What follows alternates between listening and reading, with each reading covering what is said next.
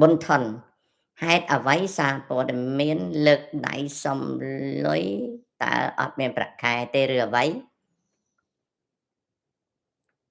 សារព័ត៌មានដែលលើកដៃសុំលុយហើយនិងសារព័ត៌មានដែលគេចេះតែចាញ់បានឲ្យនៅកម្ពុជាទាំងអស់ហ្នឹងគេហៅថាប្រព័ន្ធកន្ធោប្រព័ន្ធកន្ធោសុំកុំច្រឡំប្រព័ន្ធកន្ធោហើយនិង MMO គេហៅថា Money Making Online ដែលជា content maker ឬក៏ជា influencer ឬក៏ជាណា creator ណាកុំច្រឡំអ្នកដែលពាក់បានព័ត៌មានហើយអត់មានប្រាក់ខែអាហ្នឹងគឺកន្ធោនេះគឺបង្កើតឡើងដោយលោកហ៊ុនសែនព្រោះលោកហ៊ុនសែនគាត់កាន់ប្រទេស6អាណត្តិគាត់អនុញ្ញាតឲ្យអានោះអញ្ចឹងកុំសួរថាម៉េចបានមានប្រាក់ខែអាហ្នឹងកថាអត់ដែលមានប្រាក់ខែទេកថាដបកែវណាអានោះអញ្ចឹង